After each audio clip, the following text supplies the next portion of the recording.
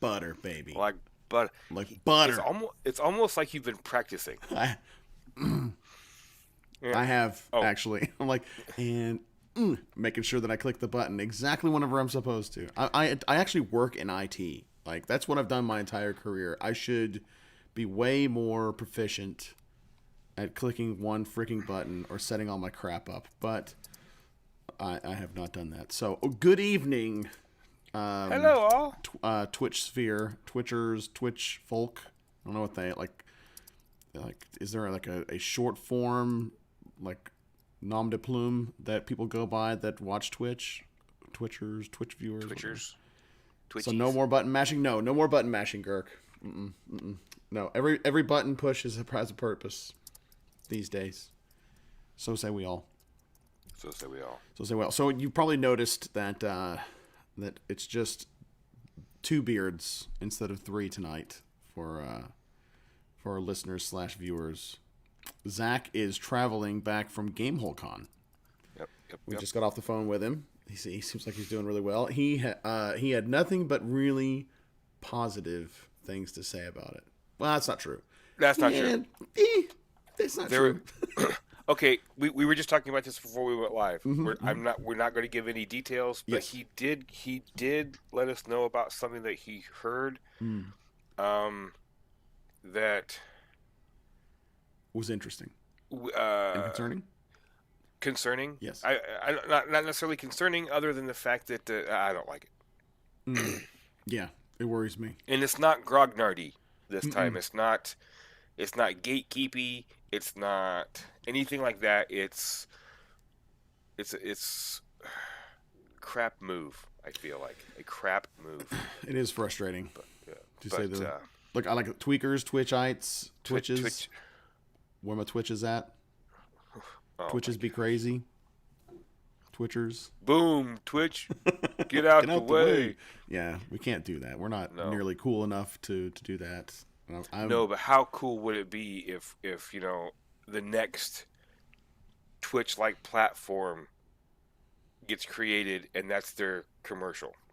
Right? They stole it from us. That would be awesome. Wouldn't it though?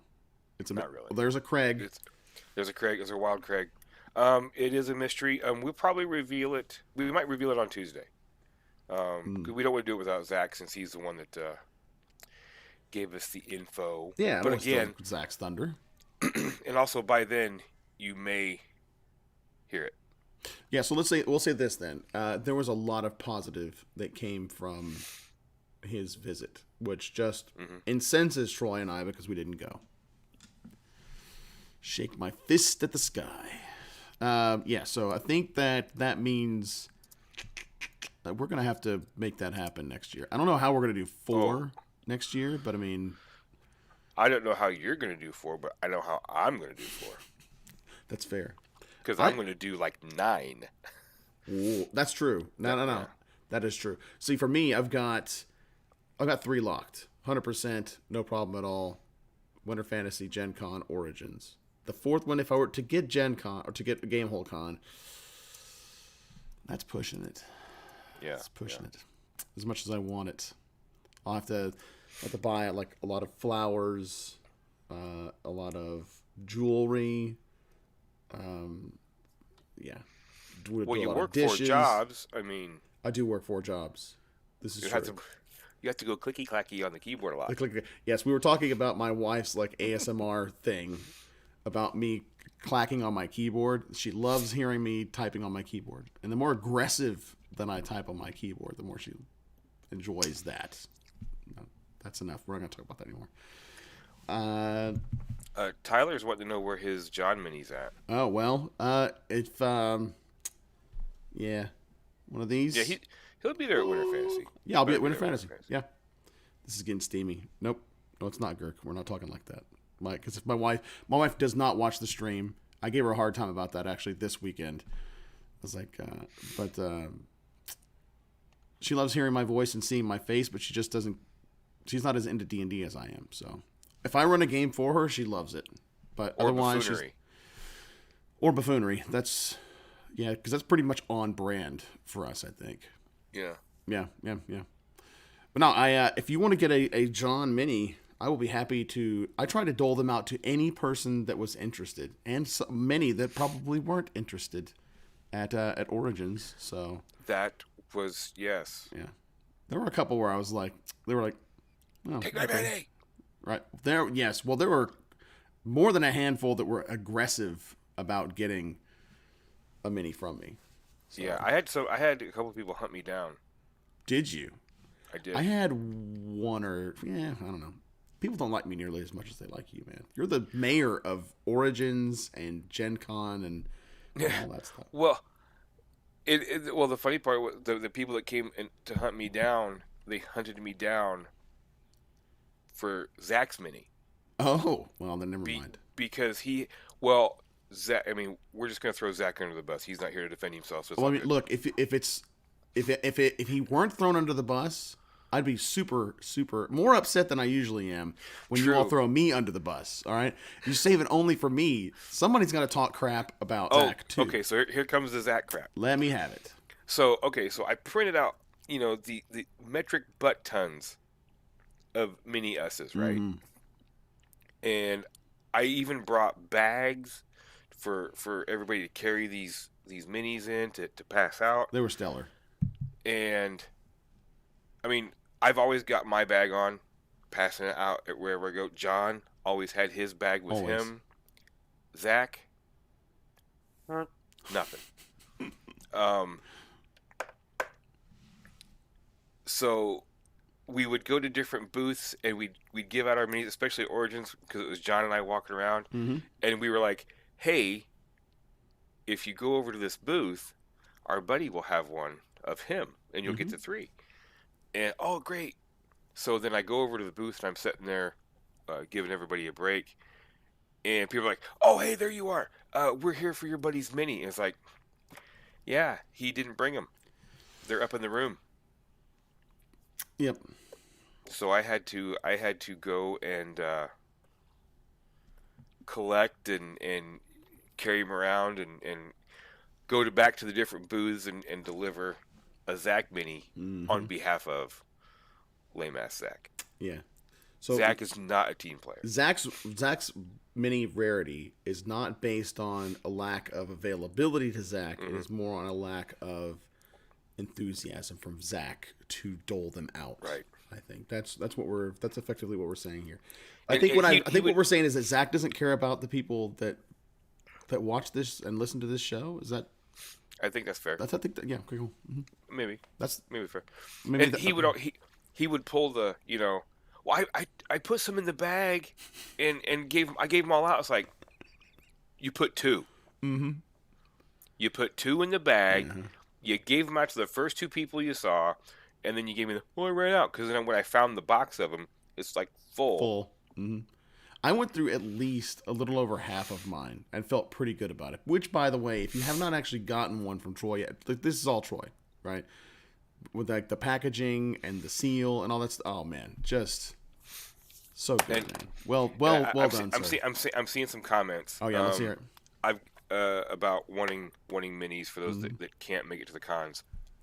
Something is coming.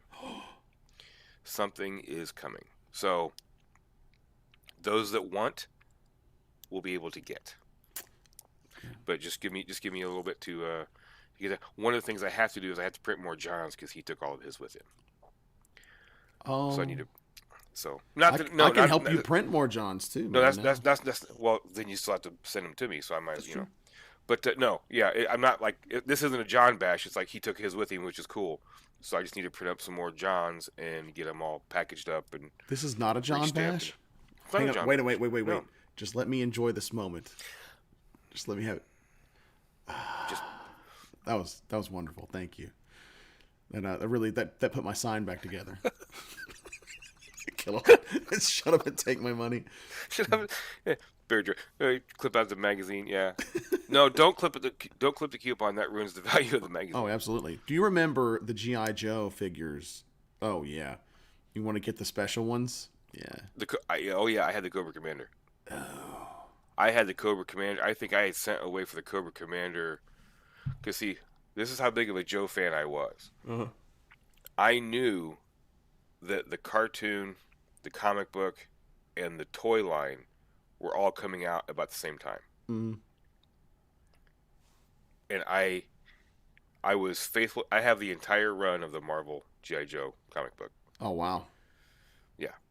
And I think in the first month, 2 months that G.I. Joe hit my local department store, I had enough Joe points to send in for the Cobra Commander. Oh wow. Yeah. My dude. I was a fiend. That's impressive. Truly. I was so broke as a kid that I would just get like hand-me-down toys after the fact. Like most of my experience with G.I. Joe and Transformers and all that stuff, I got GoBots whenever I was a kid. Just to tell you, Kmart brand Transformers. Okay. Oh. Yeah. So for me, all of my stuff was like hand-me-down stuff. Like when my brother or my cousins didn't want theirs anymore, they would hand me. Maybe like 3 or 4 years after the craze was over, cartoons weren't on the air anymore, or maybe I'd watched them when I was littler, and I'd like be fiending for them. So I would get. What the good thing was, I would get like a box of them, but they would be in various forms of destruction. Yeah, exactly. The arm or the arms would have been pulled out or apart from the figures and stuff like that. Oh yeah. Yeah. Okay, so because when I first started getting J, this has nothing to do with anything that we're going to talk about today. Oh no! Well, I mean, I think Girk already said that the rails are rickety. Was there a rail comment? There was already? a rail comment up here at some point, or like no two beards, no rails. That's what it was, and it was a two beards, no rails. That's right. That's our side project. That should be a that should be like on a T-shirt. 3 beards, no rails. Oh, amen. Yes, please. I love it. Yeah. And it'll be like a little Girk on the bottom to kind of like Anyway, I got into G.I. Joes when they were the 12-inch first action figure. Man, you are dating yourself right now. With the flocked beard. Yeah. I think one of the first G.I. Joes I had was called the Eagle Eye Joe. Okay. And he had a switch on the back of his neck that you flip back and forth, and his eyes would do this. That sounds terrifying. And that sounds like the clown on Poltergeist to me. Yes, because you just go, and I mean, it's one of those things where, why did you decide this was a cool feature to make his eyes go back and forth? He couldn't look up and down, but he could look side to side. It's Paranoid Joe. Yeah, his paranoid. I am so baked. The cops are coming. I just know they're. But I had those. I had what they called intruders. Okay.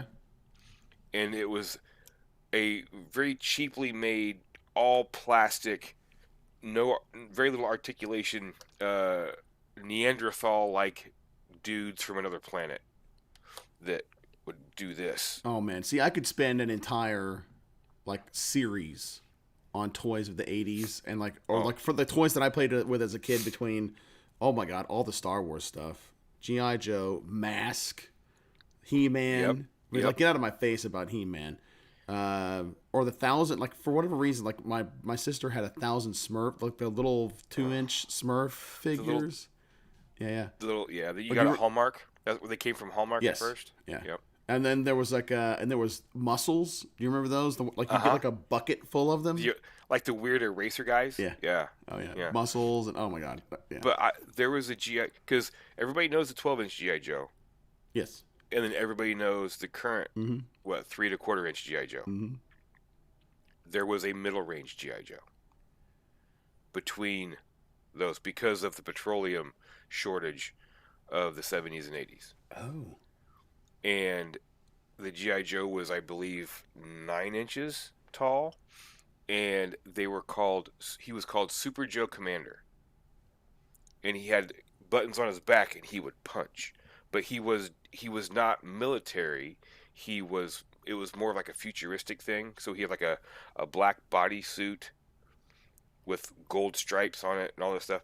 But he had gear and everything else. And I thought it was just the coolest toy line. Mm-hmm.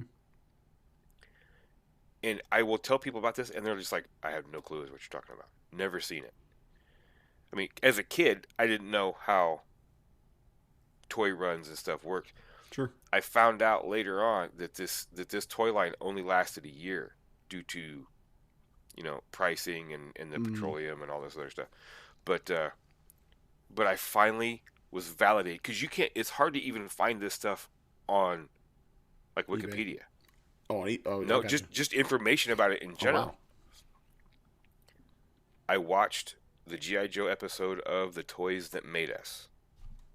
And it was on there? And they talked about Super Joe Commander. You know what? I'm you know what gets me with that kind of stuff is like, because again, I didn't have like much stuff like that when I was a kid, but I didn't have access to TV. I had a crap load of TV access.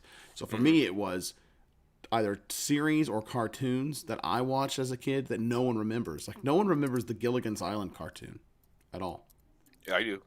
Oh, you do? Okay, so people think that it's like a fever dream for me, but stuff like that. Well, it could be a fever dream for you anyway, but yeah. Well, I mean, it could. I'm sure it is. I'm sure there were several episodes that were fever dreams for me.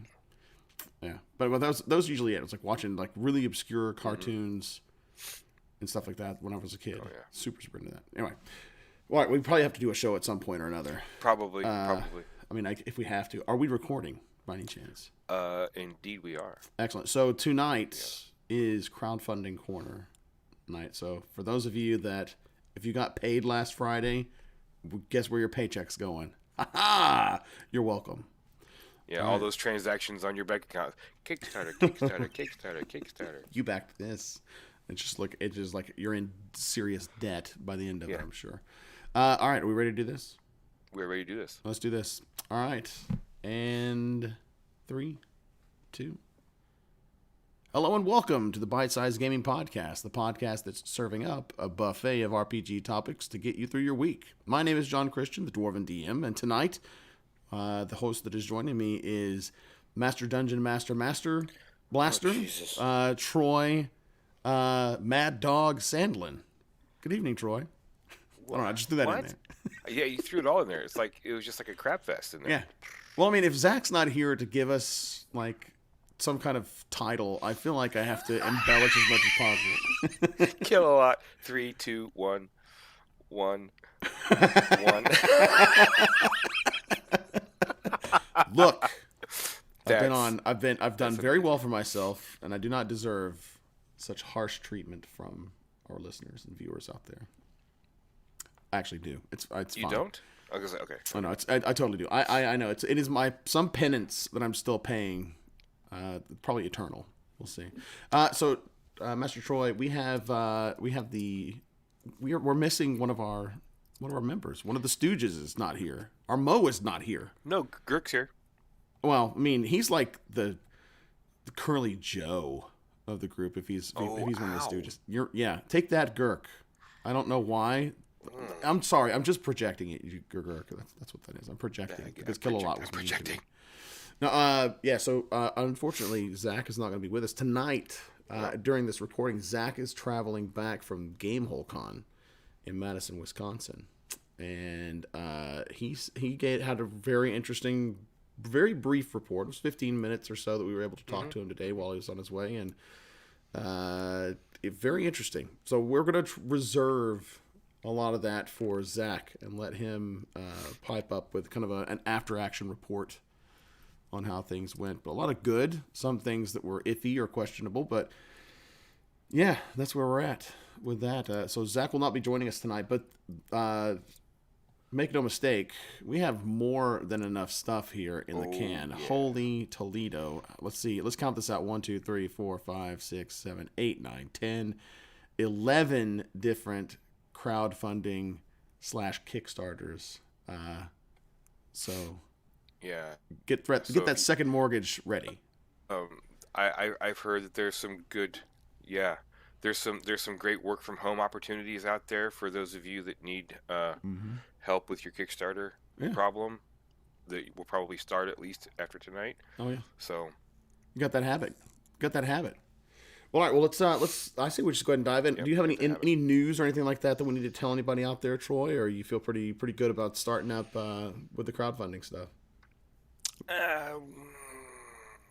You know what? I keep hearing about news and I forget about it because I get sucked down the Kickstarter rabbit hole. And I'm the same way. I think we could probably save it for Tuesday and we'd be okay. So let's do that. I'm sure we could. Sound good? All right, cool. Well, All then right, sounds good to me. let's do this then.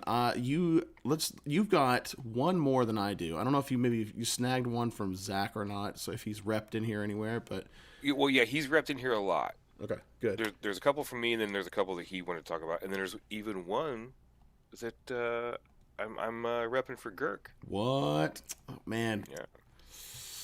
that guy has way too much influence on this show. Well, okay, but right? probably considering he doesn't do a very good job as our multimedia manager. That is true. Get your house in order, sir. Get your house in order. Wait, what? What? Yeah. So Troy, why don't you take us off with your first one, and I will take care of the links for you. All right, sounds good. The Book of Ebon Tides, a 5th edition, enters the plane of shadow, kind of dealio, from Cobalt Press, and we all know that Cobalt Press puts out amazing stuff. The plane of shadow to me feels kind of like the answer to the Feywild that's being introduced in Wild Beyond the Witchlight, to a more extreme level, because there's multiple new classes, there's new magic, new magic items. It also comes with a book of tales if you want to pledge at a high enough level. You've got the book of Ebon Tides, and also, where'd it go? There it is. Tales from the Shadows, which is 14 adventures from levels 1 to 8. You can play them all together as a campaign in the Realm of Shadow, or you can just cherry pick and sprinkle them throughout your campaign however you would like. But Cobalt Press always has great artwork.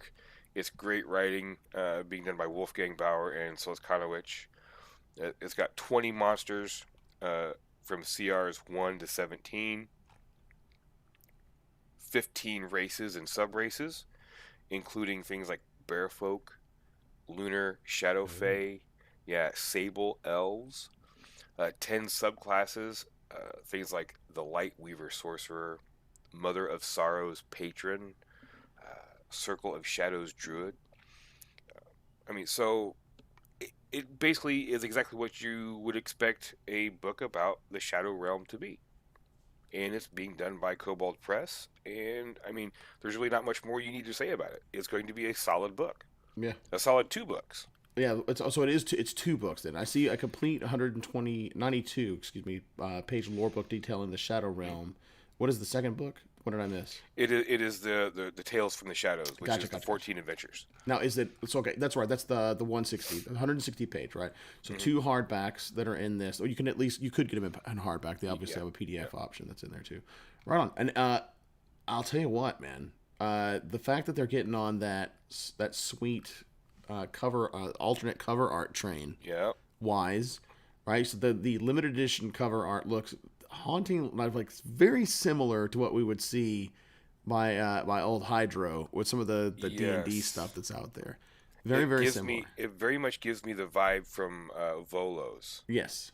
With a black satin cover with the gold and purple line work and stuff. It looks really, really sharp. It is slick. I dig it, man. Like that aesthetic for those books.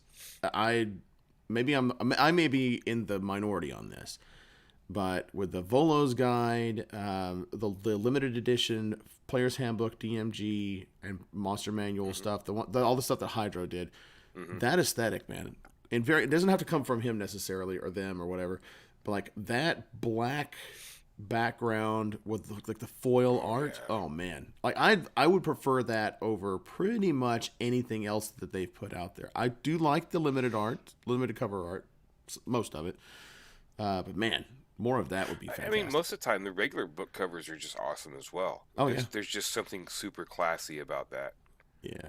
That line work that the Hydra 75 does. It's just cool stuff. Oh. But let's see, we've got some add-ons. They've got like an Ebon Tides dice set. Sirenscape is putting out some sound files to go with what's going on.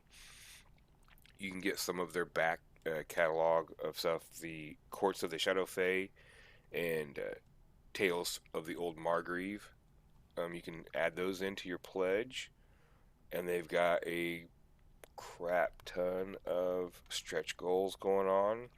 More spells, more monsters. Let's see what else we got. More maps, more Sirenscape. I mean, like I said, there's not much really to say about this. It's a Kobold Press product, Hmm. and there's 23 days left to go as of this recording. A $40,000 goal, and they're already sitting at $103,000. Yeah. 1,300, almost 1,400 backers. So it's Kobold Press. It's another solid project from them. If you like their stuff, no reason not to back this too. Mm-hmm. So, I'll tell you what, man. Like some of these, I'm looking at the monsters and I'm looking at the races and such. mm-hmm. Birch Siren, interesting. Yes. Memory Thief, Rose Golem. That's a Keeper of Ravens. They had me at Keeper of Ravens, honestly. I can't, like, for whatever reason, I don't know what it does, but I like the sound of it, at least. I'd be really interested to see how that turns out. And then the races, there are 15 races and sub races. That is a crazy number of new races and sub races. Probably, I'm assuming maybe what, probably looking at maybe 5 to 6 actual races, and then everything else is a sub race underneath that, in order to kind of like encapsulate the number 15, maybe. Lunar Shadow Fae and stuff like that. Yeah, there's a lot. There's a lot in this. 192 pages is nothing to sniff at. And what did we say the pledge reward was on this for a hardcover versus a PDF, Troy? Did we see that? Let's see. We got you can get both PDFs for 33, and I see like a $39 for the Tales from the Shadows hardcover plus a PDF, right? But what if you wanted to try to maybe snag both? And both hardcover 78 plus right PDFs. On. Yeah. Look, $39 for a book is not terrible. 160 pages is kind of a light page count for a hardcover versus the 192, but still 2 books. But still, with Kobold Press, you're going to get, it's going to be packed. Yeah, so. and they're good. Like they look well laid out, right? Like there's artwork, but then there's layout, right? You can have a really stellar artwork, and it's just poorly put together. I do like the way that it's laid out. Pretty good here too. So it looks like they got a good typeset kind of theme going for this too. So yeah, good catch, man. Absolutely. All right. So let's see. For me, the next one that I've got is Dice, Runes, and Magical Artifacts for RPGs and Witchcraft. So something a little something to add to your handouts, like that physical tactile thing. Pretty some of these, like I'm not even remotely interested in. Some of these are pretty cool though. They've got these handcrafted Cthulhu bottle openers. Yes, those are sweet. Pretty sweet. They look like it's like wrought iron for the viewers out there. We'll have links in the doobly-doo for all this stuff too. But for those that are kind of like following at home audibly, it looks like the tendrils of some beast that's kind of like it's the handle part, and it kind of curls around, but it's made of like a black wrought iron. They're gorgeous. Very slick, very thematic. I like it. Then there is the like a downsing, like a divination, a scrying totem, I guess. I'm not exactly sure what you would call that. It looks like the head of a twisted spear that you would use for divining or something like that. Yeah, like an iron pendulum. Yeah, like a pendant or pendulum. Yeah, exactly. Yeah. That's for that, and that's kind of like again, that's hand out. Then there's a wand of iron that's been twisted and kind of like it's roughly beaten and crafted. It looks like it's forge crafted black iron. Pretty slick looking. The one that I really like is the patinaed brass rune casters. They are cool looking, man. Very cool. They are 4-sided, and they almost look like little monoliths, right? 4-sided. And they have runes that are carved into. They are made out of brass, and they have been patinaed, probably by using some kind of a chemical treatment, I'm assuming, in order to patina them to rapid patinaing. Pretty cool. Just something to have like extra. That I don't. They're not dice, but they have different. They have different runes on each of the 6. It looks like that come in the set. That's pretty slick. And then they have them that have no patina, but like a really bright brass casting on them. Then you've got some cast pewter runes that are there, pretty cool. But dude, the Iron Skull totems, I love. The very Art Deco, I guess maybe, or like they feel like like 20s voodoo, like a pulpy. They're very pulpy. They feel like 8-bit. Yeah, a little bit. It's like a skull, like warped, cubic kind of thing, aesthetic. I really like it. They've got the hand forged, which is that steel / iron. They've got brass. They look like they are probably about the size of a regular dice set, like a 6-sided die, maybe a little bit bigger than a D6. It looks like this is a pretty small goal. They had $1,000 and they've hit 14,000 so far for 160 backers. As of this recording, you're looking at 5 days left to go. So whenever this goes live, you probably are not going to have much time left. So I'm backing the rune casters. Those are pretty cool looking. That'd be neat to have just like on it, like if nothing else, just kind of like a set piece item, or just something slick to kind of like put in the background or on a shelf or something. Or MacGuffins that they have to collect, right, in order to divine the secret of the. Yeah, or like maybe it's a key, some kind of keystone or something like that, and each one of them have to be collected to unlock an artifact or an artifice or something like that. Yeah, it's pretty cool. So David Savage is the guy. He's a blacksmith and a game designer that put these together, and he has his shop set on his farm. So a lot of this is handcrafted, and it looks like he's doing pretty well for himself. So pretty neat. Very cool stuff. Pretty neat. So that's mine. Troy, you have any comments on that one before we move on to your next one? Other than, I mean, they look fantastic. The bluing of the patina. I mean, it just looks like something that you would pull out of a dungeon horde. It's like, what is this? What's this going to do? Yeah, I love it. Yeah, so I think prices are probably an important thing to throw out here. They are not cheap. But if they're handcrafted, I mean, come on, the guys at the forge knocking this stuff out. You're not getting. It's not pressed steel or iron or anything like that. This is something that he's putting together, each one individually. The bottle opener is $18. The pendulum that we talked about before is $32. The wand is $50. The brass rune casters, you get to choose which type that you want. They're $50 also. The rune stones are $58, and I don't see.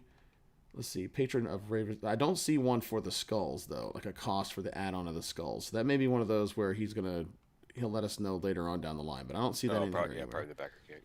Yeah. Which those are really cool. I really do dig those. I like them. I just like the aesthetic of like I said, the rune stones in particular, or the not really stones, but the rune casters. Pretty neat. It's kind of like consult the bones. Throw them out, and then maybe there's some kind of a component that happens in the game or something like that. Would be pretty neat. Girk found them. $12 for the iron, $20 for the brass. Okay, right on. For the skulls. That's not bad, right? Yeah. All right, cool. Well, that is mine, and it looks like Troy, you've got another one. I got one. This is the one that I'm doing on Girk's behalf. Oh, okay. Yeah, Holler, an Appalachian apocalypse for Savage Worlds. Oh, Savage Worlds. God, I love that system. Oh, yeah. I mean, come on. This is set in I mean, for if those of you that don't know, well, this, I think, John, you should be able to speak to this. What's a holler? Oh, a holler? A holler is like a valley, right? Or like a place nestled between two mountains, I think. Yep. And this is that. For Savage Worlds, it's more of a modern-ish. I from the looks of it, it's a more modern take. But it's in an old mining town set in this holler. Something's going bad. They found something in the mine. If I'm remembering correctly, there's stuff coming up. They're calling it the Blight. The owners of the mine, they're the classic Wangrod family that. Is destroying the rest of the town and all this stuff, and it's different people coming together to fight back the evil. and it's Savage Worlds. It's got the the all the new trappings for Savage Worlds. You're fighting mutant cryptids that haunt the villages. No one's coming to save the town. It's up to you to do it. So you've got uh, who is it now? Okay, yeah, you got miners, granny women, gougers, moonshiners, bluegrass pickers, and holy rollers. Right on. Yeah. I love it. Okay, so really quick, I love, if nothing else, I love the cornucopia of amazing locations names that they've got in here. They've got Corncob Gap, Cussfoot Fens, Ghost Ridge Mountains, Great Yep. Craggy Mountains, Fayfall, Hogback Hills. Holy crap, that's amazing. That's right. That's right from the Duke Boys, right there. That's, oh man, ain't it though? Piney Dirge Plateau, Sootstone Mountains, and the Stygian Mountains. But no, Hogback Hills. Yeah, Hogback That Hills. sounds like a vacation spot if I've ever seen one. Oh yeah. You mean you just would kick your shoes off and put your feet in the water? Right on, man. New edges, new hindrances, new arcane backgrounds, rules for the ever-present blight that you find in the holler, new critters like the Mothman, Sheep Squatch, and the nefarious Big Boys, which are the owners of the I'm Sheep I'm Squatch. sorry, you had me at sheep squatch. Like It's hard. It's hard to say that fast. I it mean, is. I would get killed just from trying to warn people. Everybody run! It's a Sheep Squatch. It's It's a Sheep Squatch. Just run! Yeah. I do And love, then, and I think Girk's right on the money with this one. I do really enjoy the aesthetic on this one. hmm Yeah, it's there's a comical aspect to it, not comical necessarily, but the comic book aspect to it. But it is kind of like this twisted, dark. God, man, it feels a little bit like a lighter version of the Texas Chainsaw Massacre. Just kind of like this weird, twisted. Like Troy's looking at me like a like a cow looking at an oncoming train right now. that you took that as a hard left turn. It was a hard left turn, but it's what made me think. I think about that immediately with it. It's got a very western, like feels like a little bit western, but it's Appalachia, right? So I've got I got Yeah. family of mine that all came from like West Virginia and Appalachia and stuff like that too. So this is relatively familiar, like just the kind of like the mystery and not the mystery, but the folklore and kind of like that environment is relatively familiar to me just from familial stuff. So, Oh yeah. but the addition of kind of like it's not just monsters that show up.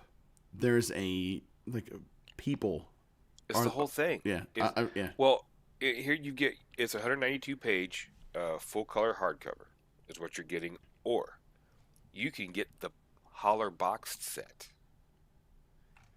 You got the book. You got archetype cards. You got dice with a custom wild die. Poster map of the holler. You get your bennies. You get your action cards. A game master screen for you dirty screeners out there, and a 32-page adventure. The town beneath the lake. Pawns for all the stuff, and it have for all the archetypes and the common monsters that are running around. You can get different add-ons, which is more copies of the different items. You can get two heavy stock dry and wet erase laminated combat maps featuring some of the more useful locations, including the Speakeasy, the Textile Mill, the Mountain Road, and the Requisition Yard. mm, And they're making a set of 5 metal antique conviction tokens taken straight from the game, which are little coins marked with a symbol of the resistance against the big boys. So, I mean, this is fun. I don't know how long of a campaign you could run out of this, but this is to me is something that could lead to a lot of cool stuff. mm, I mean, if you really wanted to go at it, you could start in the holler, and your characters could be called to explore more of the world at large because they now have experience with the blight. This was created by Shane Hensley. He's created 27 other things on Kickstarter. so he's not a stranger to this. And he was raised. I love this. He was raised in the Sandy Mush community of Rutherford County, North Carolina. Oh boy. So, and he also has taught online courses in Appalachian literature, fantasy literature, and creative writing. So, I think he pretty much knows what he's He's talking got the about. pedigree is there, right? He's got the pedigree. Francisco, I'm just gonna go with his nickname. Prinzi is a comic artist that does the art for this, and you check this thing out. It just looks so much fun. Mm. And John didn't put the link in. I got it. Okay. I'm on it. All right. But yeah. So if you like Savage Worlds, or if you're interested in trying something that's not D&D but still a lot of fun, check out the Holler. Right on. I love that. That is really slick.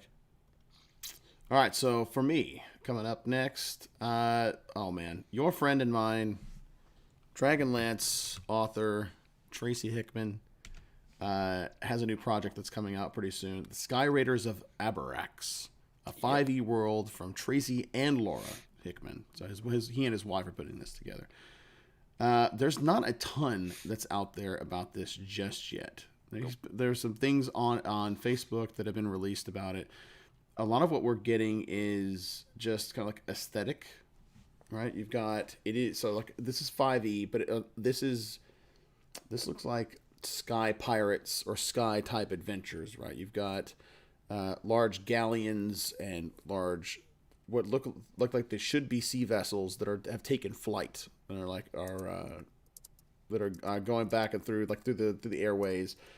The races I see at least one, like a catfolk type race, a dragonborn that's represented here, human, maybe a halfling, maybe that's in here. Like I said, there's just not a lot. It says that it's a sky-high fantasy discovered through magical books brought to life with a unique quote-unquote living tome system.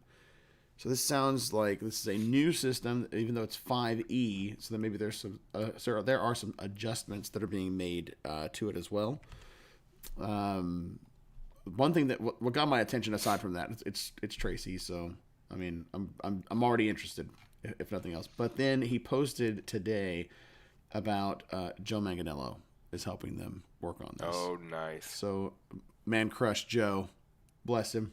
That he's going to be working on this Kickstarter with them and working on this as a project with them too. So, it actually came with a really sweet story about how they met a while back and kind of like at a summit. So essentially like a D&D summit at Wizards of the Coast, and Joe was a big fan and made a point to introduce himself to Tracy, and they became fast friends and all this good stuff with Margaret and whatnot. Some other stuff in here that is not really. The Kickstarter hasn't started yet, right? So you got a couple days before it actually goes live. There are 1,500-ish people that are following right now, so it's got a really good following right now. People are there's interest in this for sure. There is a skyraiders.net is the website that's associated with this too. Right now, all it really does is it signs up for updates and points you directly to the campaign page. So there's not a lot there. But if you go to their Facebook page, they've got a little bit more here and there. Larry Elmore will be contributing art to this thing. Mm-hmm. Bless his cotton socks in Kentucky. I'm pretty excited about that. Aaron's Coast, the southeast end of Abarax, is a map that they'd released that you can take a look at there. There's really just not a whole lot there, honestly. Little bits and pieces, cryptic information about the setting, but look, I'm a sucker for Tracy's stuff, so if he and Laura are putting something out, and you've got Joe, and you've got Larry Elmore behind it, I mean, like, come on, man, what do you want? And it is Sky Pirates. It is Sky Pirates, maybe. Like, we don't know exactly what it is, but that's like seems on. I don't care what it ends up. I look at that picture.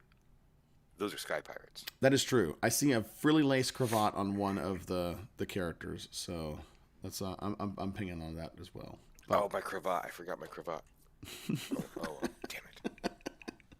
We can't always be. But nobody 100% noticed. on it. Nobody noticed I wasn't wearing it. So. I wasn't gonna say anything, man. I was trying not to call you out.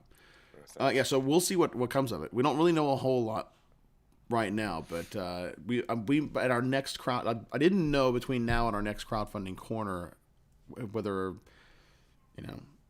this would come up or not. So I want to make sure I brought it up now. So we'll all be finding out. I talked about this a few weeks ago. What, did you? I did. You sure about that? If you said Tracy Hickman, I probably would have been triggered and would have paid attention to what you were saying. You got like really excited. Well, I've slept since then, so. You have. I have. A so lot. why don't it's you been just several weeks. It has been several weeks. That yeah. So all right, well, tell us about yours, Troy, and save me from myself then. Save myself from myself. From myself. Abilities considered unnatural is for, oddly enough, Mothership. A temple mine dungeon crawl with plasma blade wielding zealots for the Mothership RPG. This one is being done with friend of the show, Joel Hines. If he did the Desert Moon of Karth, and we had him on the show for our Feast of Zines craziness that we had in February. And this is his new Mothership offering. And yes, very much Star Wars inspired, but not to the level that you would expect. It's all about Mothership. It's a mining town, a futuristic mining town, and you got to do the old trope of they found something in the mine, and it's making people go strange, and they have these plasma augers that the miners are now using as weapons.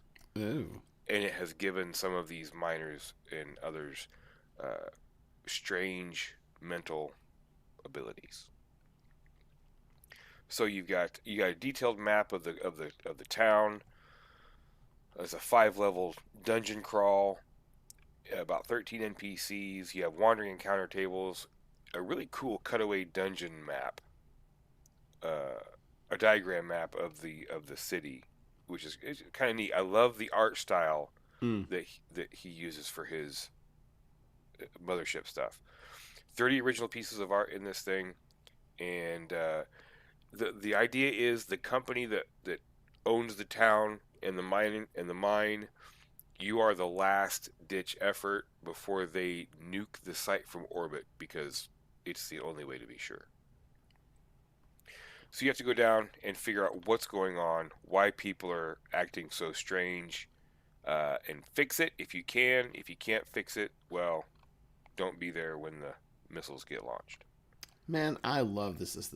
I love his artwork. Isn't it cool? I just really love it. Like, I don't even know how to describe it exactly. It's it feels a little bit like I don't know who the name of the artist is that would do like the full blown maps for D&D of like Castle Ravenloft or the Yawning Portal and stuff like that. And it's that same kind of like the cartoony, but like I don't know. It's hard for me to describe exactly what it is, but it's really detailed, very very detailed. To me, it is very much for this, and this also will date me, as most things do. A more refined Mad Magazine style. Oh my God. Okay, I'm glad I wasn't. You're not dated at all, at least between you and I. Yes, I was thinking like the map. As soon as I thought of it, I was like, you should be able to fold that over on itself, and it shows like a butt or something like that.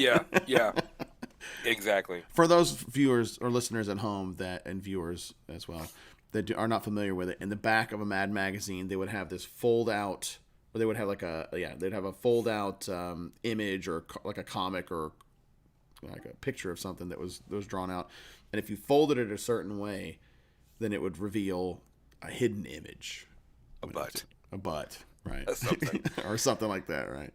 Yeah. Oh yeah, oh man, yes, I absolutely love this, and it's funny you mentioned that it has that Mad Magazine aesthetic. It does. It really but does. A more refined, because it still has yes. that but it has that feel to it. It definitely has that kind of cool, and I love that. There's, if nothing else, like, hang on. So this 5-level dungeon map, Mm-hmm. I freaking love that thing. That's where I got, like, I'm scrolling. I got to it, and I'm like, my eyes keep being drawn right back to it. It's a side view. Yeah, it's like a side cutaway. So you're like looking at it like an ant farm. Exactly. So that's not a top down, right? Nope. So you kind of what this does is you don't have to get down into the nitty gritty of like grid play and stuff like that with something like this. It just gives you the idea of where you're going and what it looks like while you're there. But it's not super duper depictive or detailed, right? Just enough to give you an idea and then add some mystery to it. Like the thing that's at the bottom. What the heck is that? What is that? Right? Yeah. Really cool.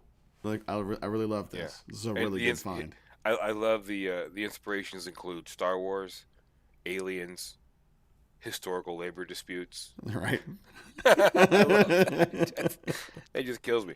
But yeah, so if you like Mothership, if you don't know about Mothership, go to DriveThruRPG, download the rules for free, and then back Joel's stuff so you've got something to play with it. And don't let Zach run it for you because he'll kill you mercilessly, as he always does. Mm-hmm. Mm-hmm.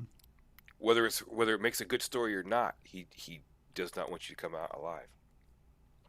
But yeah, abilities considered unnatural. And our buddy Thomas is involved with this too. Yeah. Right on. I did not know that. That's awesome. Good for Thomas, and good for them for picking Thomas. He's gonna knock it out of the park. So I have no worries whatsoever about distribution on this one, since Thomas is not at all heading that one up. Yep, he's on top of it. Yeah, and if you decide not to back it, then the next con that we go to, you'll have to come to our booth and buy it. Definitely. Slick, man. Really good. But back it, please. Back it. Definitely. Yeah, and let's talk about that, right? So we're what did we say? We're 21,000 and some change in, 15 days to go, so you've got time to get out there. It funded in 13 minutes, so people and were it's like what, ready. $15? Yes, for the print version. $17. Yeah, 52-page dungeon crawl. Yeah, right on. I mean, like, why aren't you buying this? Why is it not already? You get the rule set for free. You get the rule set for free on DriveThruRPG. $17. Yep, right on. Good find, man. Good find. Heck yeah. All right, so for me, you can blame Troy for this. Troy. I was not going to talk about this one. Oh, why's that? Because I'm fighting with myself. To get it? Well, don't worry about it, man, because I've already backed it. Okay, so this is Troy's fault. Troy got me into 3D printing, and I've enjoyed it tremendously. I have not had the guts to print something this size, though. All right, so really quick, this is Mythic Roll 3D printable dice towers and dice boxes. I've already backed a dice tower dice box Kickstarter.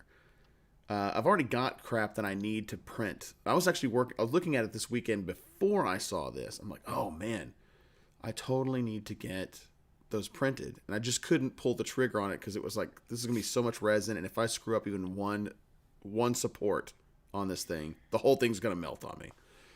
But dude, it is okay. So they are fantasy themed dice sets, or sets of dice towers and dice boxes, optimized for FDM and SLA 3D printers. So this is one of those where, Troy, correct me if I'm wrong, our resin printers are probably a no-go on this one, right? So that's what that means. So you know what this, but FDM, what that, yes, FDM is the filament. Spools. Yeah, spools. SLA is the resin. Oh. Wait. So you can print. Oh, so you can? Okay, well then, okay, I gotcha. Well, see, that's the thing, which you and I can probably sidebar at some point, but like, whether or not you would want to print something like this in resin versus FDM. This seems like it's made more, like dice towers seem like more of an FDM thing to me. Because you would want them to be really resilient and not brittle. Yeah. Right? Anyway, so, look, they got me as soon as I saw the stupid thumbnail where it's got a giant dwarf with a huge crown that's standing upright on, like, at the base of like some mighty forge. Yep. Like, oh crap. And then there's an anvil with a hammer on it, and then there's also one that's got a oh yes, thank you, Girk. Yes, the dwarf is freaking awesome. I really do love the hammer and anvil as well. There is an observatory that they've got there. Elven. It looks like an Elven Tower. Several others. Man, this thing is just like I love that the hammer and anvil is a dice box. Yes. Holy moly! Like that's just ridiculous. I love this thing. So even if when I was when I was sitting here thinking, I was like, oh man, if I can't print this in resin, oh well, guess I'll have to buy an FDM printer now. So it's like, but honey, I have these files. Like, what do you want me to do? I backed it. I didn't know. I gotta. I fell ass backwards into this thing. I'm so sorry. I love you. Please don't hate me. Please don't leave me. So they got awesome dice keepers. These add-ons where you've got like essentially like a some kind of like a Teutonic like a warrior that is protecting your dice on reliquaries where they reside. Keychains, come on, man. They got keychains, and then they have decorative versions of the STL files. So if you just want to put a really awesome dwarf up on the shelf, which I do, then you can totally do that too. So the stretch goals, oh boy, they've got Pharaoh set. So you go Egyptian, you got orcs, necromancer, sci-fi set. Yeah, man. I mean, whatever. I've already thrown my money. I've already thrown my money at this thing. For those of you, like, I don't know, we probably don't have we may not have a wide array of printing folk out there, but oh boy, if this doesn't get you into the hobby, man, what else do you need? Is what I'm asking. And the cool thing about these, yeah, they're dice towers, but I can so see myself printing this dwarven dice tower and using it as a centerpiece in some terrain without using it as a dice tower. And all of them. Or more. Like 10 of them. Right? 10. These are the tower. These are the pillars that are holding up the thing. Yeah. Oh, yeah. Yeah, because if one doesn't eat up that much material, oh boy, I'm sure 10 terrifying. 10 will be fine. I'm gonna go through a full kilo of resin on these things. 100%. It says easy to print, well optimized for both resin printers. They are support free for FDM. You will be provided with pre-supported files. Oh my god, that to me. Oh, why don't they do that more? Because right? Because for me, like, that's the most terrifying part of this so far. That Troy has had to hear me whine and cry about. I was like, the stupid supports, man, it just fell apart on me. Yeah. So I mean, like the printer's size, right? These are supposed to be 8. What is this? Let's say configuration is for the standard one. The model is separated into the least amount of pieces and is suitable for the standard larger FDM printers for FDM. Yeah. And then if you can kind of piece this thing together, like cobble it together with resin. Oh yeah. Yeah. Yep. Backed, my friend. Done. Push the button. So 10 days to go. 842 backers. $53,000 of their 8,000 and some change goal. It's happening. Yeah. So expect to see, for our listeners and viewers out there that have joined our Discord, if our little swag area, you'll see probably the mutated versions of these that I've tried to print first before. And this lump is the dwarf, and this lump is the tower. Mm-hmm. Yeah. I'll have, but here's the thing though: whenever I print these, they will get like Viking funerals. Whenever I do demolish them, I'll set fire to a boat and put them on it out, and push it out to sea. So, yeah, I'm excited about this one. So there you go, Troy. That's oh boy, I'm excited about that one. 100%. What else you got? What else I got? The Anorian Compendium. All right. Player and game master options for the 5th edition of D&D with unique races, classes, and game systems. There's quite the trend happening lately that we've seen with things like Level Up. Trying to take D&D into different directions because it is such a modular system. You can plug and play all kinds of different little add-ons to it. Well, this is coming from C.A. Taylor, the first offering from C.A. Taylor. And the the thing I don't like about it is the name. I'm not sure if I'm pronouncing it correctly. The Anorian Compendium. It's a supplementary book built from the SRD that has, just new ideas, new ways of doing things for the 5th edition of D&D. New classes, like I said, like the Pugilist, which I am in favor of something like that because I'm not a fan of the monk. I think have we We dissected a monk yet? We've not done the monk yet. Oh boy, we need to. I agree with you.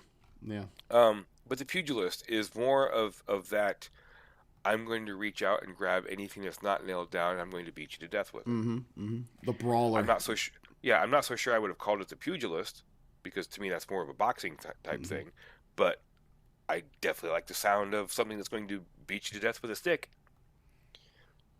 But yeah, different, just all kinds of new options.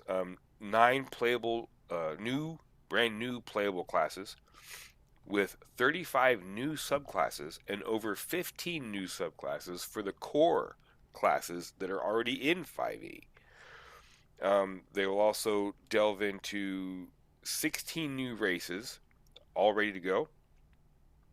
New sub-races for the existing races, and lore that comes from this Anor world that they have created that's coming out of this. 250 pages of content, new spells, all kinds of different character options, monster options. Cool, pretty cool artwork. Some of the classes, the Kabbalist, they deal in contracts, basically selling their souls for power now to then a life of servitude after they die. So, somewhat like a warlock, but must be making bargains with somebody else.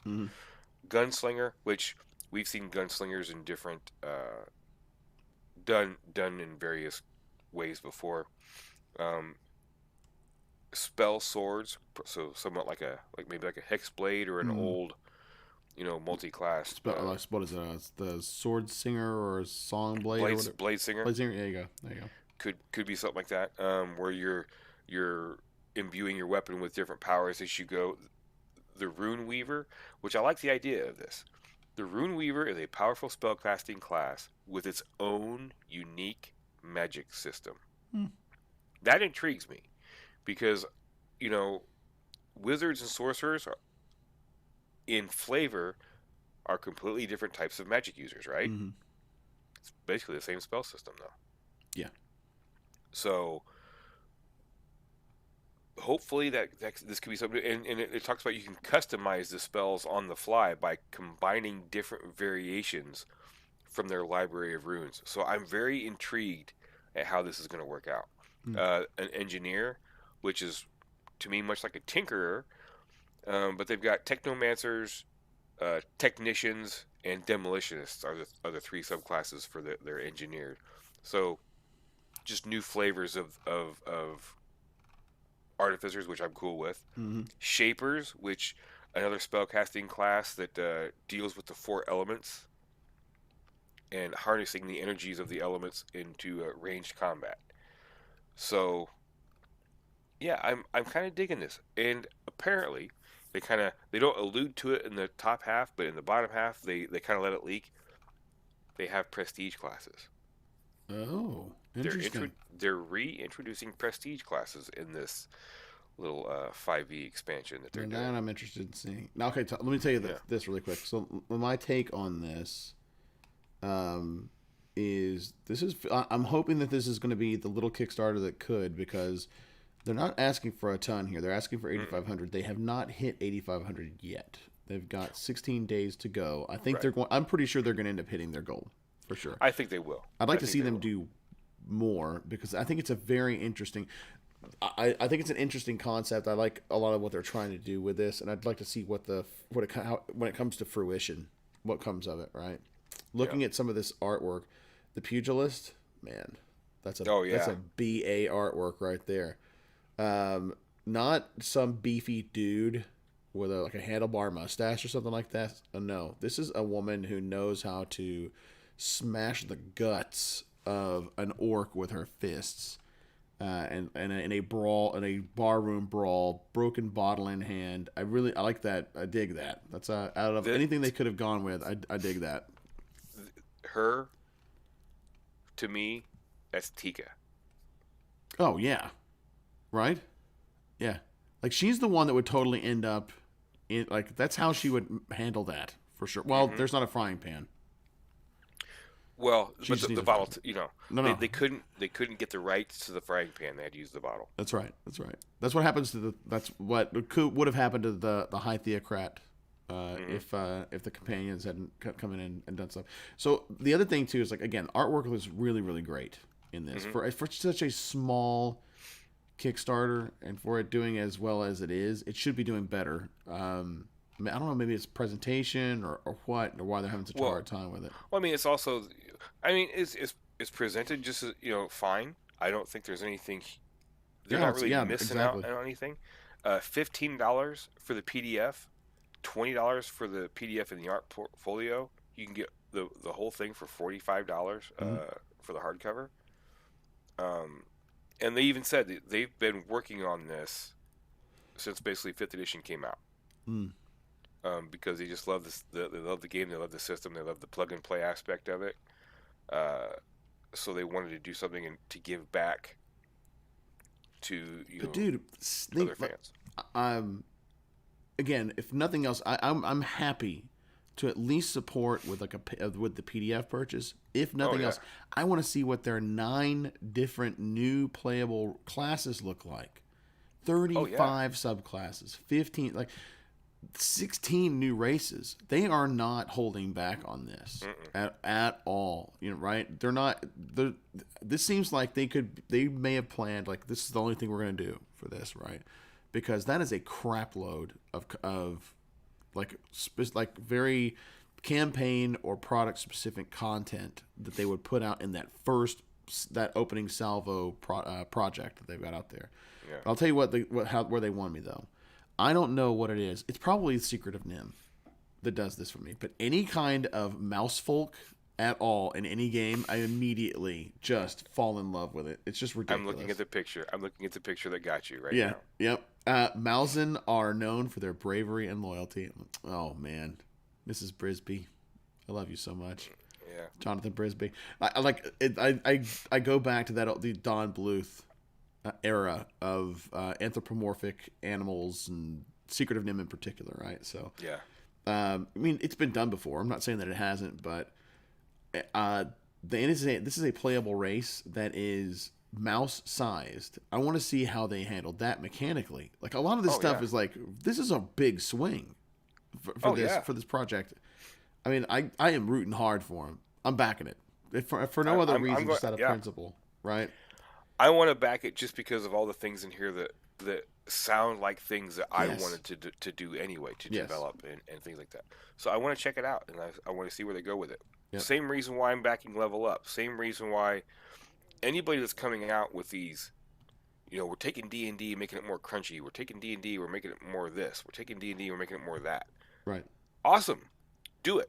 I want to see it because it might make my game better. Even for $15, if I take one single class out of this, one, 3 or 4 spells, a magic item, whatever, $15, way worth it.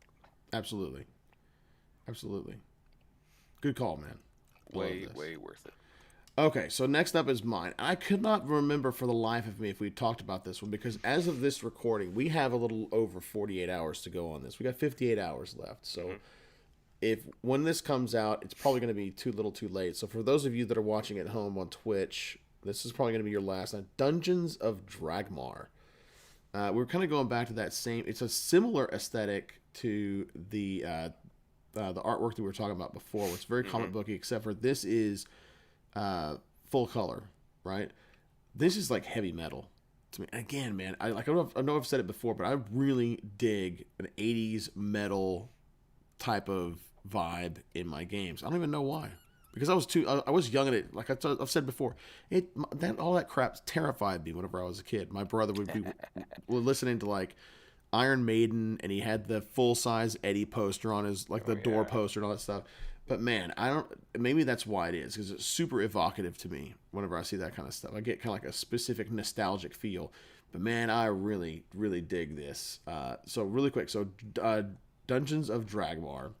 It is a fast-paced action card game that you'll explore dungeons, mysterious keeps, and impenetrable fortresses, defeat monsters, demons, bandits, and the undead in the forgotten dungeons throughout Dragmar to claim fame and riches. It's full of tactics and hard decisions that have to be made carefully, or your heroes will die. It is a game where every victory will make you celebrate and enjoy each step of conquest even more. It's a 1 to 4 person game for ages 14 and up is one of the things that I thought was really interesting about that. 14 and up seems like a really like skewed towards like the older end of the spectrum of this, of kind of like your market segments that you're usually looking for in this. Oh yeah. 15 to 40 minute long game. There are 160 cards, of which 120 of them are unique. This is a like a dark fantasy that feels like a little bit like, I hate to use another Bluethism, but kind of like this like Dragon's Lair kind of vibe, but like more like a heavy metal Dragon's Lair, right? You got, and it's a card game. You got different tokens, and you got little standees and player screens and things like that you can use on this. But one of the things that they tout about it is that it's easy to learn, which is what you want in a game. Again, it's 1 to 4 players, so it's not an RPG or a tabletop RPG. This is going to be more like board game, card gamey section of the gaming spectrum. It's fast, which is good. A 15-minute to 40-minute play time is not something that you see very often these days in a board game or a card game at all. So that's nice. And you are essentially, it's like D&D, right? It's an action-driven card game that takes place in rounds. You go through the rounds, and each player tries to conquer the dungeon using their heroes and items to claim the head of the big boss, right? Like this is the other one too. It's like most runs end in failure. Which I think is, again, speaks back to like whoever the people are that are putting this together, which we'll get to that in just a second. Like they obviously kind of came from that same era, right? Of games can be hard, they can be punishing, and you don't have to have like the easy button to play. And it's okay to lose in it, because losing can also be fun. Right? The big loss can be really good too. So most runs end in failure, but there is always a second chance to be successful. So there's a way to kind of pull it out in the clutch if you want to. So you hire heroes, you collect items, you select the dungeon. So there are multiple dungeons that you can go through in this game. You explore the dungeon as you go through. You confront the different monsters, but you're trying to go after a big boss. Then you go back to town. You get your resources back, or you buy some stuff. You're gonna beef things up, and you go out and you do it again. Next dungeon, you can rinse and repeat. So it's got that replayability that you're looking for too. They've got a how to play video that's in here. I have not seen it yet. I did like a really quick swipe of it, a really quick pass through. But so this is it's a boxed board game that has a board with a map of Dragmar that you can use to kind of select some stuff. All of your cards, 63 dungeon cards, 52 item cards. You got your player reference sheet. There are some little tokens and tchotchkes that you use for playing the game. You got your character standees. You got the mat that you play off of. So, man, I really, really dig the artwork. You got the archer, cleric, mage, and warrior, are the 4 different heroes that you can play as in this. And just, man, I would freak out if I were a kid with this thing. Oh yeah. 14 years old. That's the thing that's kind of getting me. Is like 14 up. I haven't figured out exactly what it is in here that makes it kind of like on the older end of the teen spectrum. You're going after the head of the boss. Oh yeah. Yeah, you bring in that. Literally the head. Yeah. Yeah, you're bringing back the head. Right on. The artwork, we were talking about the artwork, it reminds me of either first or second edition Talisman. Oh yeah, good call. And I just backed this because if you look, under the support. Hmm? The print and play PDF version, $3. Oh. $3. If you want the actual game sent to you, $39. Yeah, $39 for this for this game, right? Yeah. I mean, this is. I'm hoping what this is modern nostalgia. Mm-hmm. Because like I said, the artwork is giving me the old school Talisman vibe, and it's being made now, so it's going to it's going to scratch that itch of, oh man, I remember those hours and hours and hours of playing Talisman, whereas this I could play it in 45 minutes and maybe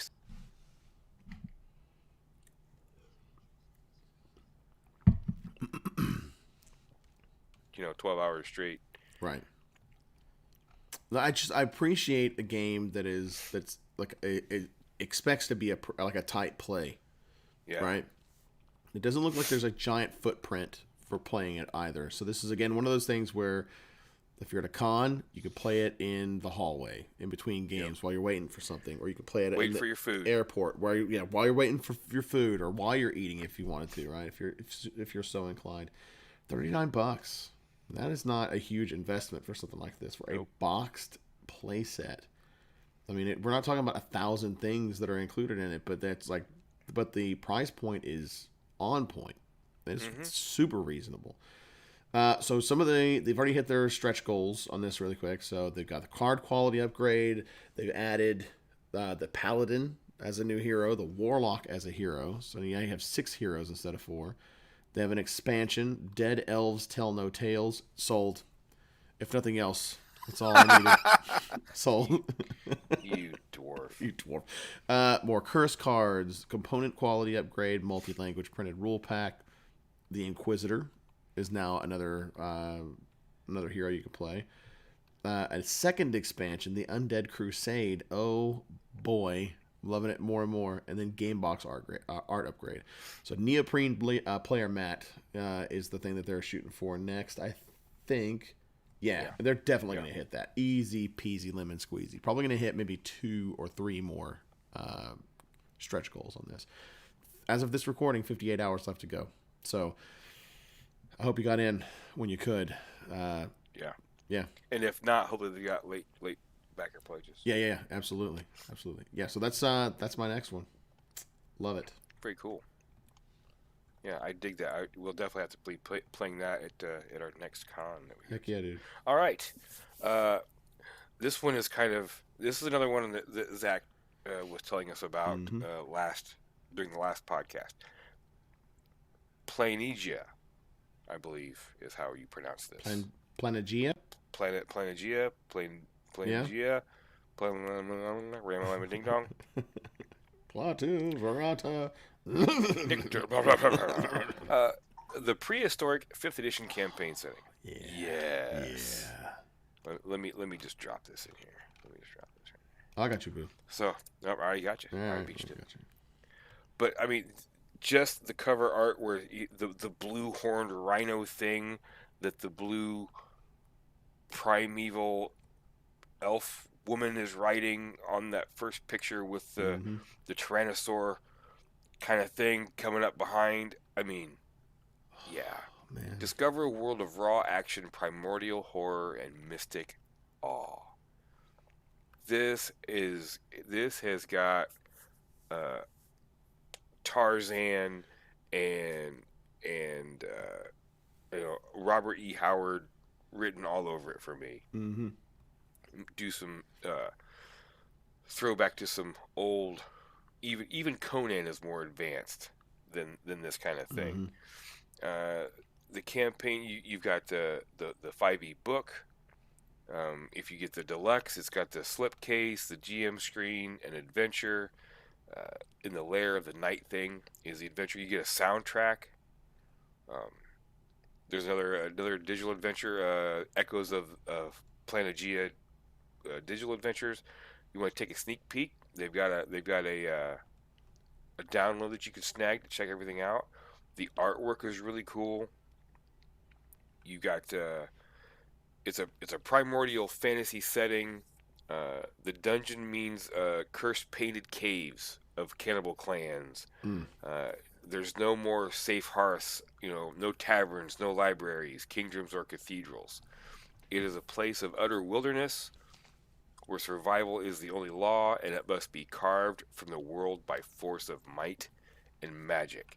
So I'm not even gonna like look through the rest of this. A magic system that is raw and pulled directly from the fabric of nature and the earth. You're not going to schools and learning the different you know parts of necromancy or divination or anything like that. This is stuff that you're pulling right from the raw weave, to use a forgotten realms term. But they do have elves and dwarves, halflings, gnomes. It says gnomes are filthy scavengers. I find that funny. Dragonborn are just a heartbeat away from their draconic ancestors. So I just love the idea of this. This just sounds so, for lack of a better term, badass. Mm. The art looks awesome. The Many Arms, the moody god of the clever ape clan, looks fantastic. I mean, Yeah. you just have to click on this link, look at it. It's 350 pages plus of new material. We've got 4 new subclasses: the Dark Forest Warlock, the Dream Sorcerer, Path of the Far Striker Barbarian, Way of the Abnegation Monk, new kinships. In addition to elves and dwarves, walking trees called Drees or Dreys. Dre's maybe, yeah. The ever hungry half ooze, Oh, the boy. ancient Saurian, and the fallen starling. You got 20 new backgrounds to kind of put yourself right in this whole kind of a setting, um, with life paths like caretaker, captive, or outcast. Um, Leather wings, tricerators. I mean, who doesn't want to be walking around with the head of a triceratops instead of a bull? Come on. 30 plus new spells, 95 plus locations, 11 factions, 13 new threats, confront world shaping evils of every kind, with enough inspiration for countless campaigns from 1st to 20th level. This is just, this has got me, tweaking. I am so interested in this. 60 new magic items, 20 new monster templates, 65 new monsters. Yeah, Yeah, dude. yeah. Yeah. You got me. I am so in. This is, and I didn't even tell you, this is coming from Atlas Games. Atlas Games was in, I believe Zach walked by their booth at Gamehole Con. Yep. So, and they've been around for quite a while. This is their 10th created, or this is 11 of their 10 created Kickstarters. They do great work. They've been around for quite a while. They definitely have a good reputation. They had a $15,000 goal. They're going to make it. They've already got $103,000, and they've got 24 days left. So, I mean, it funded in 30 minutes. I don't know what else I need to say about this. Right. Just, press pause on the video, press pause on your podcast, go to Kickstarter, back the stupid thing, so that we can rock in the primeval forests and hunt down demonic triceratopses together. Man. Yeah, like super evocative art. What you're getting here, like that is a huge page count for $60. Oh yeah. For $60, like we're not talking about Wizards of the Coast printing on the scale that they print at. Mm-hmm. I don't know, their margins are probably as slim as they can get them in order to get the page count out with the artwork that they're trying to get out there for $60. That is very nice, right? Yeah. They've also got some limited edition covers. It looks like they have a Yep. soundtrack that they've included in it as well. I mean, I love this. They had me at half ooze, honestly, but They had me at half ooze. you had me at half ooze. Yeah, I'm into this too. Like Troy's pretty much said everything that I could have possibly said about this one. This is another one of those where it's a kind of a no-brainer for me. I love that. I love the kind of like the genesis point almost of a world, right? Like the primal, that's very primal, very ancient. Like you said, this raw form of a burgeoning new world, and the chaos and mayhem of the like law. Everything's law of the jungle. You know, Yeah. there are no safe harbors in a place like this. This is like living in, like again, like being completely exposed in the Amazon. Like everything wants to eat you in there, and it totally could. So good luck. Yes. Right. Yes. Yeah, I dig that. I like that a lot. And if none of what we have said has sold you on this, watch the video. Yeah. I just watch it without sound. If you watch that without sound and you're not inspired by any of that, I don't know who you are anymore. We've grown apart.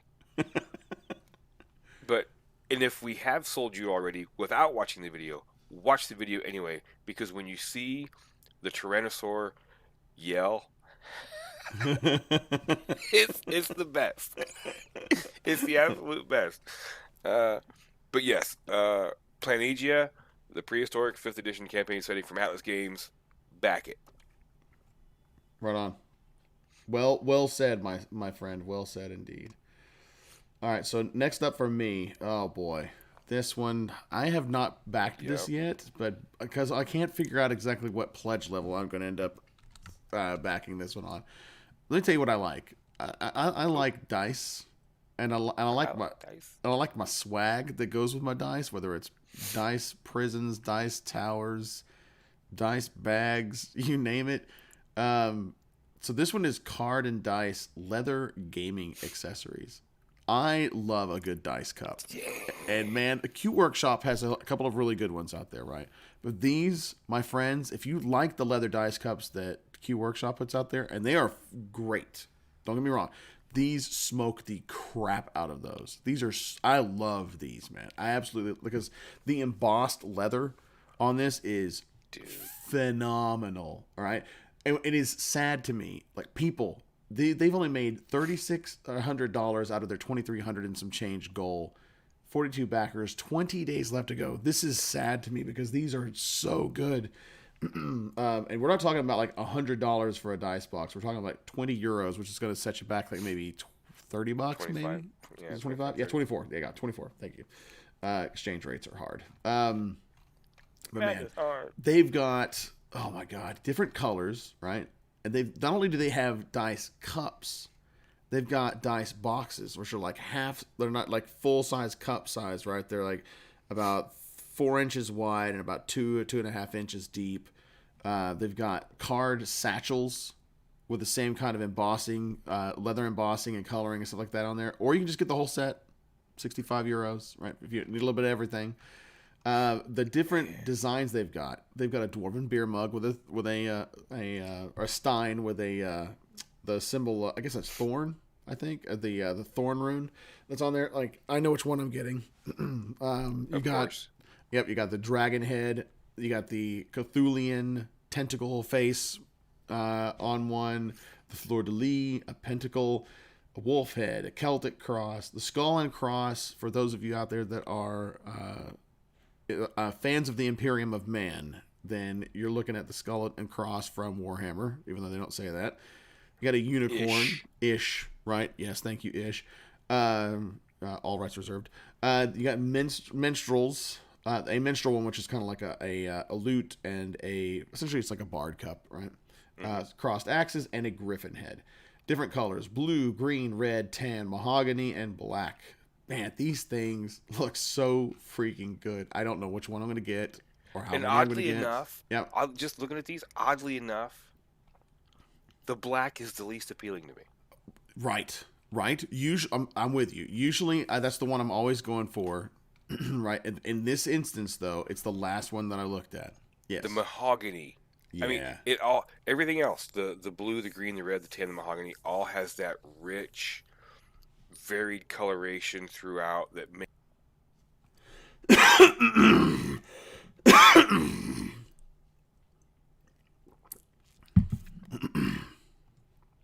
the rigors of adventuring. The dungeon hasn't been able to destroy this thing yet. These are They're badass. really good, right? I don't even remember how much the Q Workshop ones are, but I mean, like, it has to be comparable, if not a steal, right? So shipping cost, if you're looking at the United States, that's where it's going to get you. Hmm. That's where it's going to hurt because it's going to cost you almost as much to ship it as it is to buy what you want. So And that is my guess as to why they haven't done more. that is a good guess, honestly, which is a bummer because I freaking love these things and I want one. I want all of them, honestly, but I just haven't pulled the trigger. I can't decide how much I want to get. If I'm going to just go ahead and take the big hurt, spend $100 on all of Yeah. it or what, right? But man, if they could just if they could figure out the shipping thing, maybe then it would be a whole lot easier to pull that trigger. But God, man, they look so good, so good. Seriously, people. Do they have a picture of the back of the die or the card satchel thing? You know what? They I didn't don't. see one out there anywhere Because in I'm telling these. you what, if on the back of this thing they have a loop, Mm, even if you're not going to buy them for cards or dice or whatever, they do. but you're a cosplayer, Yeah, they do, and they do not have a loop. It looks like I don't see one. It looks like it's okay, a smooth back. So this is effectively like Magic okay, card just deck, imagine right? a deck box. Okay, A deck box, yeah. well, Which I'm that's a I'm bummer. imagining it probably would not be that difficult to Oh no. attach something, Oh yeah, totally. but this would be great for a cosplay of some kind. Mm-hmm. But yeah, oh man, just quality looking stuff. Um, Yeah, yeah, I love it. yeah. Yeah, yeah, it's If good the stuff. shipping wasn't so outrageous, this would be a no-brainer. Yeah, so the shipping is €24, which is going to be like 30-ish bucks, 28 to $30, something just for shipping alone. Uh, it's like €3 difference between a single item and the full set. So you spend what is it, about $30 on a card satchel. You're really spending more like $65 on a card satchel, which is kind of a bummer. But I mean, it is a European, uh, Mm. you know, Yep. origin From point. So I mean, Poland. from Poland, yeah, From yes, Poland. yeah. So it makes sense. So there is a law, at least at the very least, that it looks like they're very well made. They use like a natural vegetable tanned leather Hmm. that is a material that can last forever almost if you take really good care of it. Um, yeah. So, And you know what? Christmas is right around the corner. yep. If you can't justify it for yourself, get one for a friend. There you go. Get one for your DM or the All person right. that got you involved, something like that. That's right. And if you don't, at least use the guy's name in a campaign. Because Lezik Nowak. Oh, Come on now. That's an NPC if I ever heard of. If you're not going to name your character that, that's an NPC all day right. long. Right. All right. So that's mine. Troy, you have the honor of having the last Whoop, whoop. fundraising item. What do you got for us? All right, this one I just stumbled across, but it speaks to me on a few different levels, so I had to add it. So I'm not going to say that I know everything about this. I haven't been able to actually digest the whole Kickstarter page yet. But Raiders of the Serpent Sea, 5th edition role-playing book, an epic campaign, Norse mythology merged with tabletop fantasy, from the lead designer of Dragon Age, Origins, and Neverwinter Nights. Mm, Yeah. yeah. 26 days to go as of this recording. Their goal is 161,000, almost 162,000. They're right now sitting at 120, almost 121,000. Raiders of the Serpent Sea, that first picture that you see when you pop this this page up, is what got me. Mm, just seeing what to me looks like the world serpent Mm-hmm. coming up to crush this whatever might be on this mountain ridge is just beautiful. Um, it's a levels 1 to 10 campaign, which I like. I enjoy campaigns that don't stretch out forever. Mm-hmm. That way, I can connect them however I want with other things. So,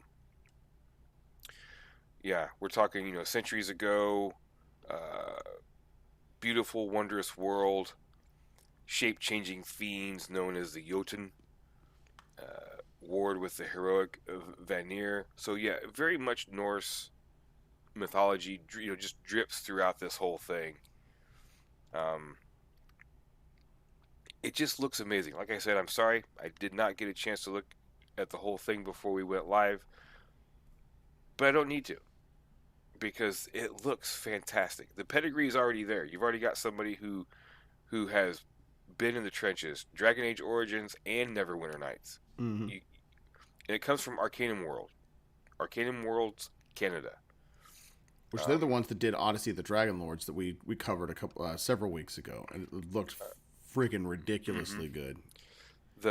It's laid out very nice. I dig the maps that I'm seeing, the artwork I'm seeing. That the giant carrying the tree, getting ready to smash the guy. I love it. Come on now, new monsters, new magic items, the world of Grimnir, new races and archetypes. Inspired by Norse legends and Viking history. You can play as half-giant tall folk, deep forest wolf riders, wooden constructs, raid leaders, prophetic bards, imperfect characters. Okay, this kind of interests me. Imperfect characters. The villains and companions to be discovered in the world of Grimnir live as large as their Viking counterparts from history and mythology.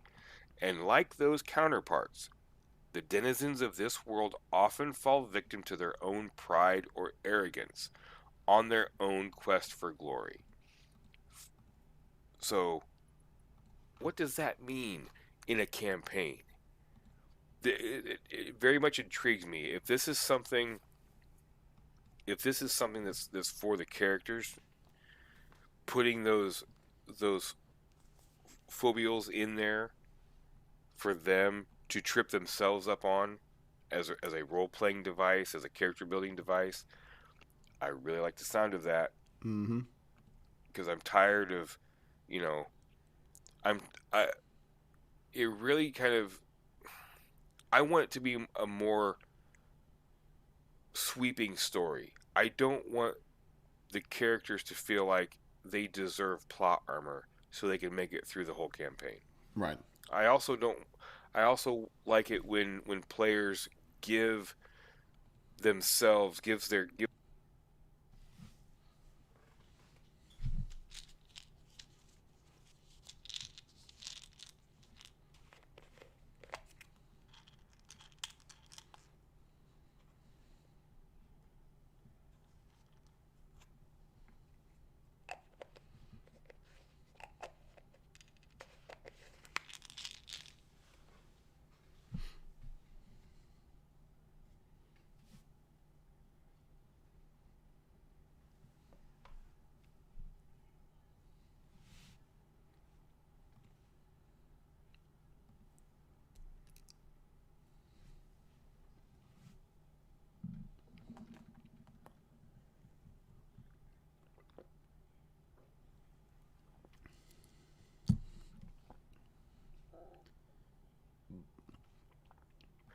and then you get 12 map handouts. So, yeah, I mean, it looks quality. So It $59, looks quality. right? So you get the 250 page hardcover, and you also get a 48 page printed softcover booklet that comes with that. That is reasonable. Mm-hmm. That is a reasonable ask for sure. Yeah, I like that. Yeah, I'm digging it. I'm like, you know me. I love the Norse aesthetic too. I'm right there with you. So I think some of the things that are a little bit strange or odd, at least, is the estimated delivery is in 2023. weird. Like I don't know, like, and not only that, but the ask for it, the pledge, the goal is really, really high for a book like this. I mean, that's fine, right? I guess they want to make sure that there's enough buy-in, maybe in order to make sure that they're going down the right trail with it. But I think those are the only things that are a little bit amiss to me. But at the same time, though, that doesn't shift my desire for the product. You know, I mean, it's just other than the wait Right. is going to be tough, right? I'm going to invest a considerable amount of money into something that's going to take a while to get to us. But no, man, I'm in, or I've backed it as well. So here we go, down the hatch. Yeah, I mean, it speaks to me. And again, like I keep saying, I want to see people taking the fifth edition rule set in different directions. Mm-hmm. That's what it was built to do. That's why it is so easy to tweak and turn those knobs here and there. That's why the DMG is laid out the way it is, with all those modular rules variations that you can plug in and make your campaign your own. That's what makes this system perfect for this kind of thing. Yeah. So, yeah. Right on. Well, that's a good capstone. Good capstone. Yep. So let's do the run through really quick here before we call it for the evening. All right, so at the top of the list, we talked about Book of Ebb and Tides, a 5th edition Plane of Shadow campaign, a realm just beyond the mortal world, sees magical power, new heroes, etc. We talked about dice, runes, and magical artifacts for RPGs. Had some pewter runestones, the runic dice, forged iron artifacts, and such. Holler, an Appalachian apocalypse for savage worlds. Thank you, Girk. Yes, thank you, Girk. By Appalachian poet and professor Tim Early. We got the up-and-coming, yet not released yet, not ready for prime time, Sky Raiders of Aberex by Tracy and Laura Hickman, and with a contribution by Man Crush Joe Manganello. Abilities considered unnatural, a temple mine dungeon crawl for Morkborg. Mothership. Mothership. I misspoke. I'm sorry. Mothership. No. A temple mine dungeon crawl for Mothership with plasma blade wielding zealots. Yes, I misspoke. And then, oh boy, more stuff to print. Mythic Roll, 3D printable dice towers and dice boxes, fantasy themed dice towers and such. The Ainorian Compendium, player and game master options for 5th edition, unique races, classes, game systems, etc., may contain dragons and or dungeons in it, right? Maybe. Maybe. We're going to do, next up is, then we've got Dungeons of Dragmar. This is the 1 to 4 player dynamic fast-paced card game that we were talking about previously. Planagia, the prehistoric 5th edition campaign setting of raw world of action, primordial horror, and mystic awe. Card and dice, leather gaming accessories. If you want some more swag for your bag, dice cups and card satchels and dice boxes made out of leather. And then last but not least, Raiders of the Serpent Sea 5th edition role-playing book, Epic Norse campaign for 5e from lead designer of Dragon Age, Origins, and Neverwinter Nights. Holy smokes. Holy smokes. If you didn't find at least like 2 or 3 things out of that deluge of stuff that you didn't fall in love with, or didn't at least tickle your fancy or your interest, then I'm not sure what it is you're looking for at this point. Yeah, no kidding. Yeah, so go ahead, Troy. You look like you were interested. I was going to say, but I will say this. I want to know what you thought was really cool out of this list of things that we talked about. So, to do that, find us on Facebook. Yeah. And let us know what you're digging on, or if you don't like the Facebook, you can always find us on our Discord channel. We have quite a few lively little categories that go on our Discord, and whenever we get some of our Kickstarter stuff that actually shows up on our doorstep, we like to put it up there and show everybody what we got, and that's for our listeners and viewers to do so as well. We also talk about movies and things and such. Mm-hmm. So yeah, hit us up on one of those and let us know what out of this list of Kickstarters you found most interesting. And yes, I would be remiss if I did not mention the long lost Twitter account. Mm. We are one of these days, man. We are going to find that. We're gonna send out a search party. It's gonna happen. Yeah. We're gonna try to recover it. It will be found every Sunday and every Tuesday, about the same time, every week, unless we go to a convention and we're still driving, like Zach is. Girk is saying that the Twitter is BSG_crew. And the problem is no one knows the password. Just lost to the ages. I'm pretty sure I know who has it, but the person that I think has it is in denial.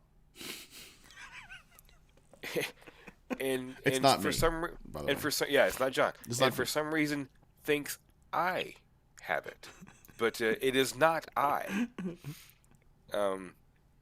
So we could Girk, you're kind of like exposing our either our laziness or our stupidity or both at this point.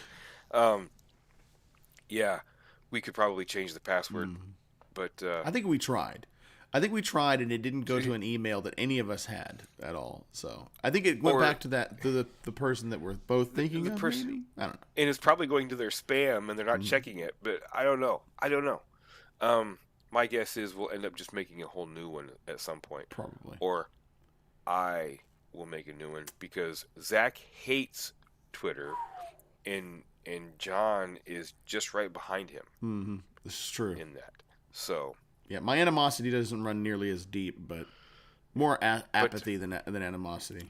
Yeah, but yeah, there's some things we have to discuss about that. It is John's evil twin, I believe, that has the one that doesn't have a beard. Yeah, that has the Twitter account information. But we'll get that all figured out. But I think it's been an awesome episode. 11 different items for you to spend your money on, and oh man, in a few days we're gonna do a departure from our normal. Yes, I'm excited about this topic. So Tuesday we're gonna be doing a little movie talking. So tune in for that. I'm sure it's gonna be lively. I'm sure it will be lively. It's gonna be very. I know of at least one that Troy started to talk about tonight, and I was like, nope, save it for the show. Nope, we've refused to talk about it at all. It's paining me. It hurts me so bad. Oh yeah, I know. Haha, that's funny. Normal. Kirk. Jeez, I didn't say we were normal. I just said like our normal format of talking about game stuff. That's true. All right, so fair. But for all of those out there listening at home and for those watching on Twitch right now, thank you so much for joining us. Yes. We will be glad to have Zach back with us on Tuesday. Until such time, we bid you all a fond farewell. Troy, take us out. I want to say thank you to those in chat real quick. Aiton, Commander Root, Girk. Go with him if that's an actual person. I'm not sure because they've not said anything. Kill a Lot and Taco Tuesday 7313. And again, if you're actual peoples that have stumbled upon our podcast and our Twitch, thank you for joining us. Welcome to the bite-sized family. Thank you all, and we will see you soon. Have a great game, everyone.